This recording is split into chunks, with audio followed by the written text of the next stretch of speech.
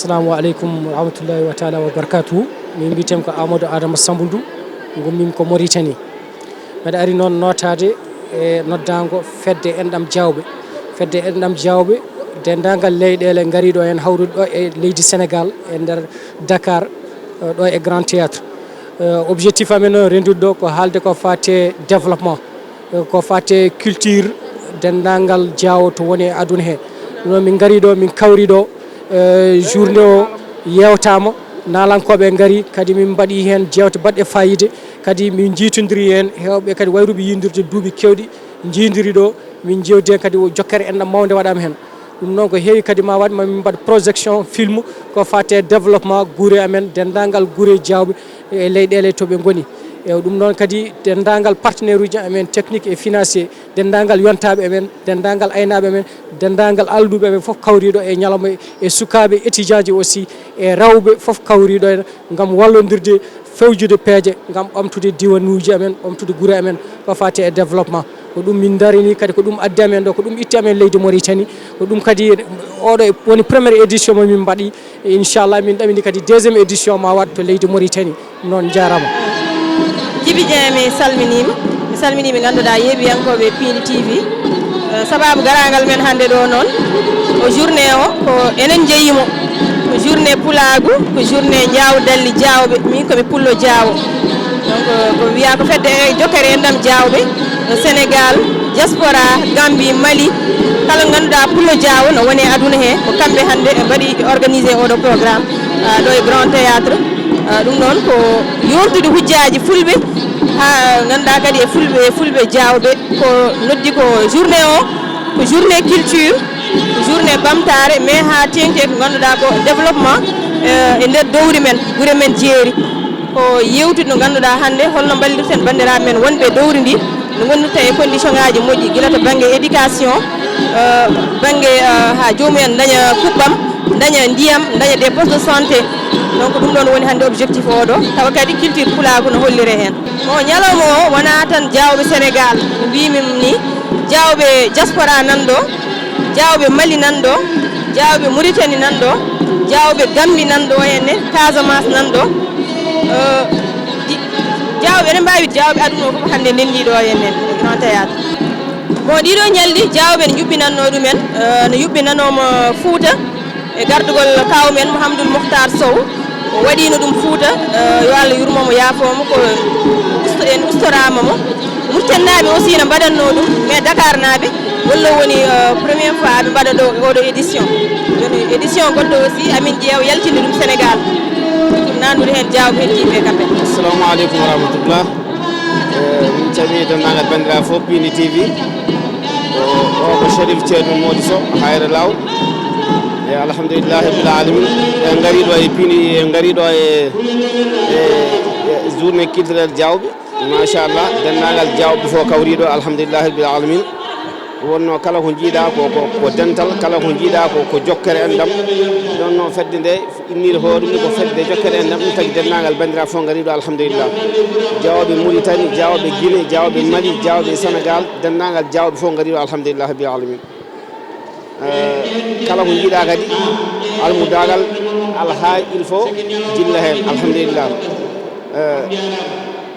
waɗama silke Qur'ana waɗama yasinaji alhamdulillah udditirama misso Qur'anil karim wonno kala ko jiiɗa Qur'ana addoto Qur'ana wattinto foof nan hen alhamdulillahi rabbil alamin. wonno jawɓe kala to membiɗa ɗumen a tawat ɗumen ɗon so tawi ko diine alhamdulillahi rabbil alamin so tawi ko batte aada alhamdulillahi rabbil alamin foof ina hawri hen alhamdulillahi rabbil alamin. en jetti Allah no fewi jurno waɗi fayida no fewi bandiraɓe fof kawriɗo alhamdulillah. en jetti Allah en jetti dendagal bandiraɓe adɓe pop noɓe gardi e jaam ni yo Allah nawtir ɗum ɓe noon e jaam bi jaye Mouhammadin sallallahu alaihi wasallam. assalamu aleykum bandiraɓam mi salmini on mi juurima mi salmini goto fof inde mum e yettode mum. meɗa ara meɗa haalay ɗo interview hedde jokkere enɗam jawɓe machallah so wona weltare journée o so wona weltare hen meɗa jarna kadi bandiraɓum foof haal Pulaar en Jaawo kala foof mo Allah addi ɗo meɗa jarna ɗum meɗa weltani ɗum mbeɗa wiyama kadi mi weltanimaɓe kamɓe foof mbeɗa wiyama kadi bisimilla mabɓe e journée he. indam mbiyetemi ko madame Dia ne madame Diallo inde ndenen ko madame ko ɗum ɓurmi andirede babam jeeya ko hoore ñiiwa melga Mali nenam jeeya ko olol jawɓe nenam jeeya no wiye Kumba Lowel Faati Budu ɓen goni nenam en ɓurmi andire noon ko ɗo e Dakar gonmi gardi mi fedde jokkere en ɗam jawɓe fedde nde noon machallah wona joni fedde nde ɓooyi fedde nde ne wawi wiide ko gila hedde 97 en men gardi fedde nde tawnomi ko nenam en mawnam en na gardi ɗum ha arte juuɗam min madame Dia feddam noon mi yawani ɓe gila gardimi ɓe jawnaki mi addiraki ɓe kadi pour ɓurɗe ɓe janggude mi addiraki pour heccude ɓe mi addiraki ɓe kadi pour ɓurɗe ɓe finde ko teddugal tan ɓe mbatte junggam kamɓene yalla teddinɓe feddem jokkere en ɗam ɗo yalla teddinɓe mi salminiɓe mi juurimaɓe meɗe ñaganiɓe ka duwaw yalla rokku am kadi gurde ɓe cellele juɗɗe balla yettinde e sagoji amen gila gondumi e mabɓe yaware ala e mabɓe ko mbimi foof ko ɗum ani neɗɗo no ardinma ha para so ardinima kadi rutto no sottuma caggal kono fedde jokkere en ɗam jaawe mbaɗani ɗum gila gardini kam ko min tan somi wi ko wi somi wi no ko no somi wi eyi ko eyi somi wi ala ko ala ala ko mbiyatmi tan ɓe mbiya ala wona noon mbeɗa yettaɓe no fewi mi ala jobdimaɓe somi limi tan mi jumtan ɗum waɗi mi limata mention spécial fedde jokkere en ɗam jawɓe mi weltanimaɓe no fewi machallah mbeɗa weltani ñalawma ko ñalawma ɓamtare ñalawma dendal ñalawma keewal ñalawma jokkere en ɗam ñalawma jawɓe min belti hoɓɓe arɓe ɓe fof min mbiɓe bisimilla mabɓe e dental ngal e dingiral ngal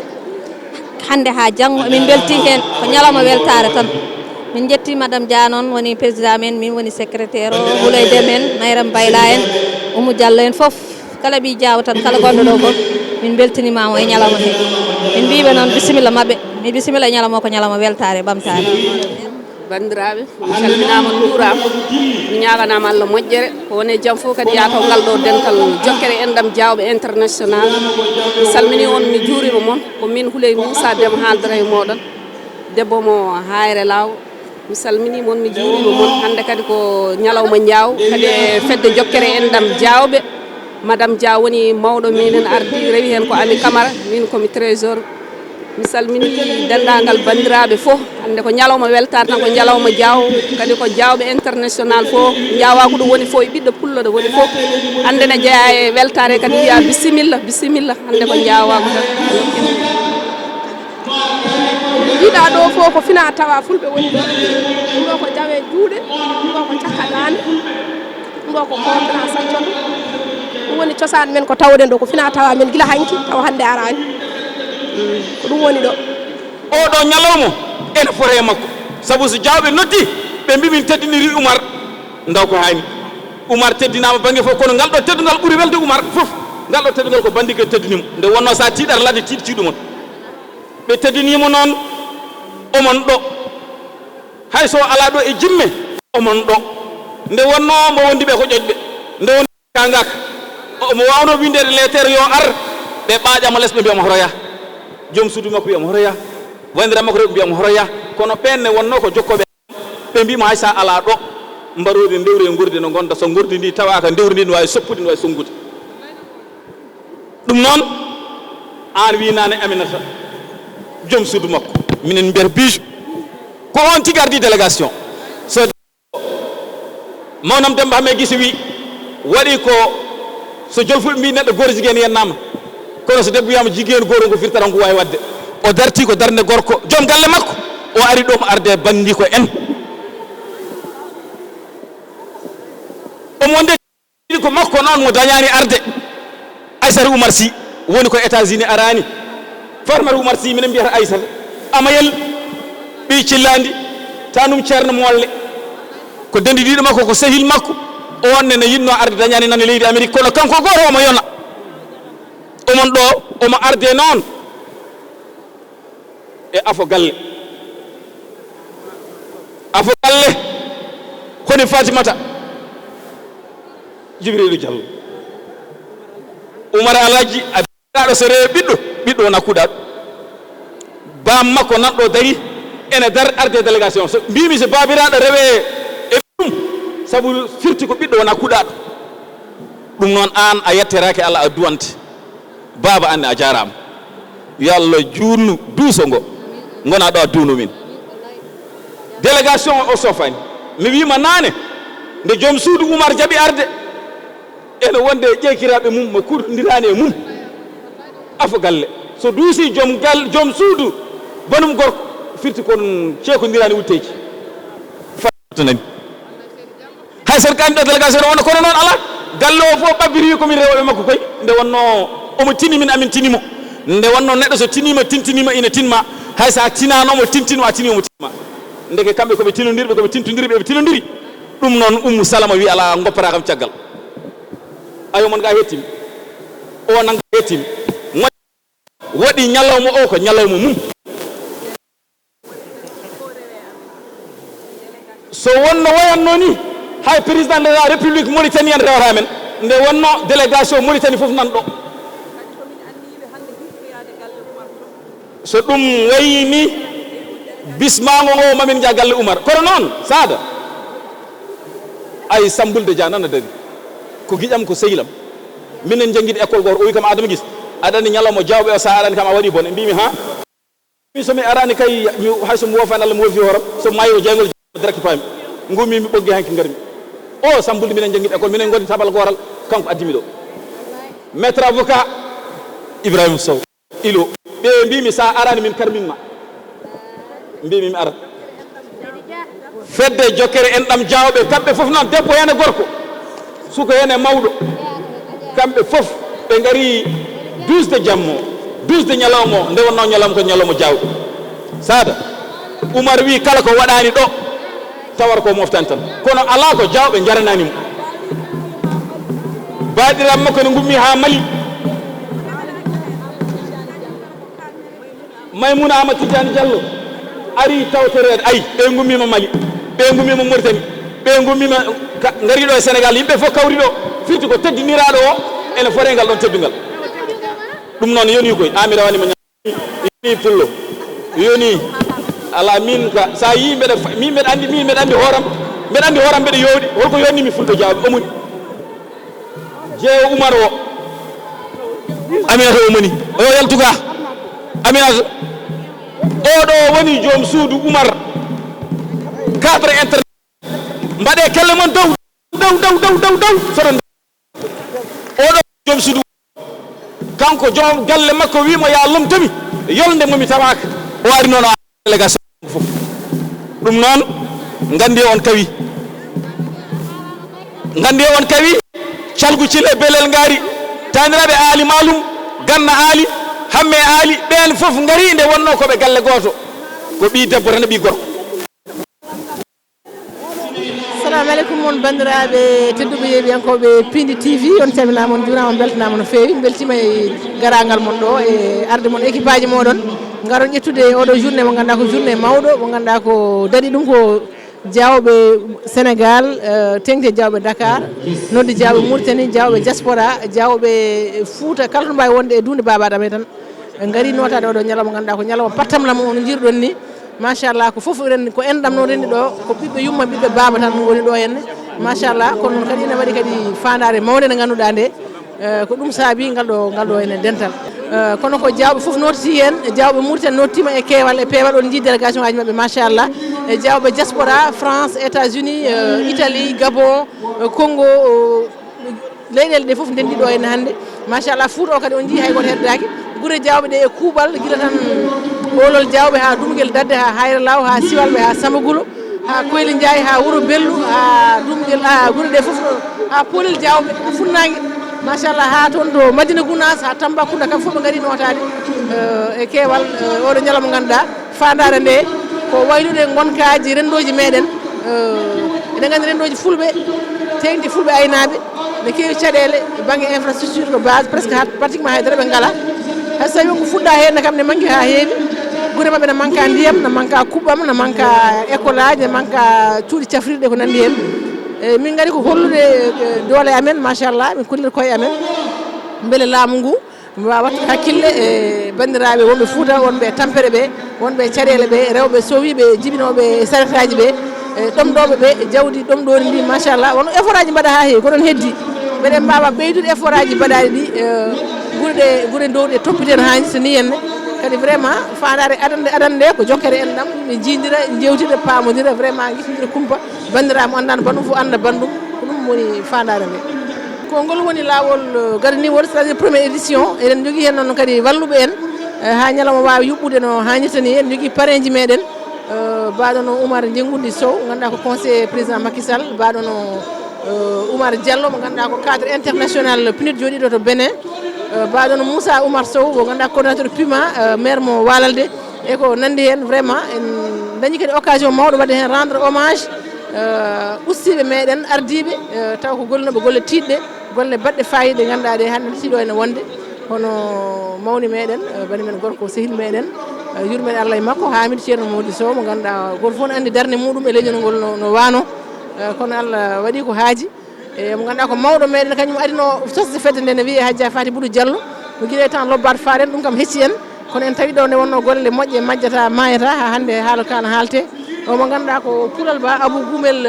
Ba mo ganduɗa ko wicciyanke mawɗo ko scientifique mawɗo koye leñol he jeeya kañumne joni noon koto Londres kadi sankima ko ɓooyani e o mo ganduɗa ko Amadou Abou Diallo ɗi cukko mo ganduɗa ko acteur développement mawɗo kañum mesaɗal leñol wonno ñotannoɗo hakkude yimɓe toppitinoɗo vraiment ko fate ɓamtare renndo ngo kañumne Allah nawi ɗum e mo ganduɗa ko Amadou Yaade Sambouldu ɓen foof ko ustiɓe ganduɗa ɓe ko darnoɓe darde tinde golle mumen jejjitaka ɗum noon eɓe ciftoraɓe kadi oɗo ñalawma ganduɗa ko ñalawma jaaw foof no didorno jaaw rewo e worgo yante mawɓe mumen e lawɓe mumen e sakkeɓe mumen en jii kadi presque o fof notima e peewal te autorité ɗi fof kadi machallah nanɗo henne on est en train de voir parce que hanki min mbaɗi réunion wadde daɗɗude bureau international diawɓe windere donc min goni koye liggey wonno won mo gandi hen jogui objectif uji mawɗo no mbimami ni waylude gonkaji meɗen ko prochaine édition sûrement wonta ko Nouakchott walla goto e nokkuji Mauritanie walla Fouta pourquoi pas ko toon jogori wonde mbiɗa haalano nane mbimami ñanole jooɗe Fouta cosaan hanki yiyama ɗo henne en jii ɗeɗo jawe juuɗe jawe koyɗe joni ko hunde ganduɗa sukaɓe resta ɗum wadde mais c'est ko ganduɗa kono yooɗi waɗi fayida machallah donc rewɓe fof ñantima machallah kadi ko ɗum tan wonno fandare nde wonno wiya ko ñalawma pinal journée culturel diawɓe wiya en jetti hen vraiment jagguɓe golle ɓe ha golle ɗe mbawi yarude no hannirta ni henne guila ɗeɗo balle fof ha ñalawma hannde o Allah jarama min mbiyetemi ko Ramata Mamoudou ɓurmi andirede ko Nene Mamoudou sen mbi Sénégal jeyami ko Dumguel Dadde sen paati Mauritanie ko Belel Wurguel jeyami ñalawma o noon hannde ummimi ko Dumguel Dadde ñalawma o noon ko ñalawma Diawɓe ko ñalawma Fulɓe ko ñalawma aussi weltare ko yidde andinde minen Diawɓe emin nangui cosaan amen emin nangui culture amen haydara changeani gueɗe amen e emin belti noon machallah min jiiɗo guese kewɗe min jiiɗo leƴƴi kewɗi kadi min mbi ñalawma o rewi lawol o weeli yo Allah hokku men wattude kadi ñalawmaji mbaɗi ni inchallah. Donc bonjour, moi je m'appelle Nene Gale Diallo. Je fais partie de la communauté Diaobé, donc je suis venue de Bamako spécialement pour venir participer à cette journée culturelle. C'est une occasion pour moi de me reconnecter à mes racines, de savoir d'où est-ce que je viens et de voir les parents. Donc je suis très contente d'être ici et très heureuse et j'espère qu'il y aura d'autres occasions de ce type. Oui, c'est la première fois que j'assiste à cette journée et je pense qu'aussi c'est la première édition de cette journée. Donc en tout cas, de ce que j'ai compris, l'objectif c'est de chaque année permettre à tous les Diaobé des 4 coins du monde de se réunir en Afrique pour se célébrer entre nous. Alors moi je suis enfant de Diaobé, mais je suis aussi enfant de la diaspora. Donc j'appelle tous les jeunes qui sont dans les 4 coins du monde de venir et surtout d'apprendre la langue. C'est très important. Moi je parle un peu Pulaar, mais mon Pulaar n'est pas à ce point. Donc ça sera l'occasion de venir, de rencontrer la famille et aussi d'apprendre notre propre culture. Assalamu alaikum wa rahmatullahi wa ta'ala wa barakatuhu. Ndiaw on calminama goto fof inde mum e yettode mum to gondon e to gonirɗon e dendagal dunde baba Adama hen caggal nde jettuɗen Allah e nelaɗo muɗum jettuɗen duwaw jinnaɓe en calmini bandiraɓe arɓe ɗo ɓe foof eɗen belti hande no feewi oɗo ñalawma mo mbaɗen organisé to Grand Théâtre e gardogol yaye madame Coumba Lowel Dia e coordonnatrice Ballel Sow gonɗo to leydi meɗen France so jii yimɓe mbaɗi organisé oɗo ñalawma hande ko pour hollirde fina tawa mumen hollirde cosaan mumen sabu jawɓe kala mo yiyani fowru nani hurago muɗum sabu jawɓe ko andaɓe e banggue o bang jawɓe ko alluɓe jawɓe ko anduɓe jawɓe ko yontaɓe e ndam jaajaɓe international min gari wadde représenté programme o are mabɓe surprise ko ɗum ɗon tagui wonkoɓe jinno wadde ko heewi kono are mabɓe surprise en ɗam jaajaɓe noon ko international rendini ko Mauritanie rendini ko Mali rendini ko Gambie rendini ko Sénégal en yeki ha Sierra Leone en ɗam jaajaɓe ko fofof ɓen dendi aɓe dendi rendo yañgo aɓe jogui ko wiyete récépissé aɓe mbaɗa reconnaître kadi aussi au niveau national et international ɓen ɗon noon ko waɗi regroupé les cadres et les intellectuels ko sernaɓe e fofof dendi ngal ɗon dental e rendo jawɓe noon so tawi rendi ala kulli haalin il faut ngal dental tawtere are mabɓe surprise ɓe tardi nande ɗum kono noon wonaniɓe weltare e farten kadi aussi e wadde min membre uji e nder mabɓe nelde min yomin gar min kawtere e rendo ngo hande ɗum addi min hande rendude e moɗon weltare nde rendude moɗon ñalawma hande o e ɓe mbi noon sinno ko sago mabɓe woto haɗa hande kala année yo watta journée culturelle rendo jawɓe international walla kala duuɓi ɗiɗi yo waɗa rendo jawɓe international e on saaha ndenden programme o enen foof jawɓe ɓe Mauritanie ɓe Mali ɓe Sénégal ɓe Gambie ɓe Niger ɓe Cameroun partout to jawɓe goni ndenda nde wonno won deftere wotere Cheikh Moussa Camara hamo haala hamo jangto jawɓe des fois a sikkat kala jawɓe gummi kala fulɓe gummi ko nder jawɓe kono wadde jawɓe ko lesli ɓoyɗo jawɓe ko fulɓe ɓe ganduɗa eɗen mbawi wiide pulago foof ko nder jawɓe gummi e ɗum noon wadde min beltima no fewi on jarama wa rahmatullahi taala wa barakatuh a'udhu billahi minash shaitani rajim bismillahir rahmanir rahim bandiraɓe fulɓe mbimi e mbimami jaawo rewo e worgo mi salminimon goto fof inde mum e yettode mum mi salminimon e kuuɓal hande noon hade men fuɗɗade en mbawa wasde wiide yo Allah yurmo yaafo wannaɓe hommage ɓe hande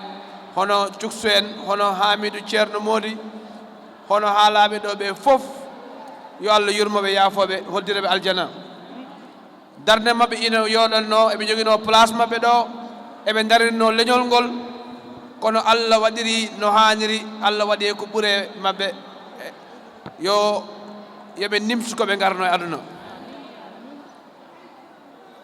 mawɓe men noon Dakar par ce que hande ko Dakar en mbawa wasde siftorde baaɓe men taniraguel men Ceerno Mamadou Fati kañumne yo Allah yurmo yaafomo par ce que hande so Dakar darama kanko darni galle kanko idiɗo omo jeeya e mawɓe men en mbawa kadi sunare mo gummiɗen woni Alaji Samba Luggel yo Allah yurmomo yaafomo kala jaawo gummiɗo yo Allah yurmo yaafo ɗum kala julɗo kala yo Allah yurmo yaafo ɗum en mbawa kadi salminde wasde salminde halifa men taani men woni almami taani men mama almami mbiyen ɗum en calminimo yo Allah ɓoynumo ɗo ɓooya dusde men yo Allah juutno balɗe makko moƴƴina battane yo Allah sellinmo en tout cas caggal nde Allah ne yettumi Allah jettumi jinnaɓam jettumi banda men jettumi hoddiɓe jettumi le président de la république son excellence Macky Sall vraiment mi dañi weltare hande arde darade ɗo e oɗo journée culturelle hande noon mi narotomi ɗo ko ɓi en tant que ɓi jaawo pour que en jii hande ko waɗa ɗo ko woni caɗele men kalade ɗo ɗe ɗom komin kaalaga ɗo koye sukaɓe men mbawa janggude école mbawen heɓde courant sen cellani mbawen safrade hande ɗum ɗon ɓuuri wadde important e journée o par ce que noon yonti ganden koye men yonti ganden ñalawma jawɓe ko enen parnat ɗum goɗɗo farnata ñalawma men hande en jiyani ɗo hay goto won monsieur le maire de Mbane en jima ɗo Keesi Bousso e jarama kono hande ministre aji dariɓe état ɓe dogonɗen ɓe daranɗen ɓe poɗɓanɗen hande en jiyaniɓe ɗo en poti andude hooye men woni kala dañɗo kala nokkuɗo farata koye hunuko mum ɗum tawi noon hande oɗo journée foti jangguinde men ko heewi oɗo journée foti andude enen jawɓe kala ko gummenɗen enen mbawi waɗat ɗum hoore men taw hay koto wallani men ɗum tawi noon enen poti ɓeydude tinnade enen poti ɓeydude darade ganden goɗɗo waɗanta men hunde sona enen manden ɗum koye men par ce que ñalawma men hande o sen panno e autorité ji état hande ñalawma o wayata no wayni mais alhamdulillahi rabbil alamin Allah moƴƴini Allah waɗi par ce que noon jawɓe ina gonde duwaw jawo so haalama ko duwaw par ce que en mbawa wasde haalde mawɓe men taniraɓe men walliwaɓe men hande en kaaliɓe ɗo joni joni vraiment kamɓe fof alaji muhaji en taniraɓe walliwaɓe tafsir souleymane nalla en kamɓe fof vraiment koɓe tana ɗum tawi noon hande développement haala ɗo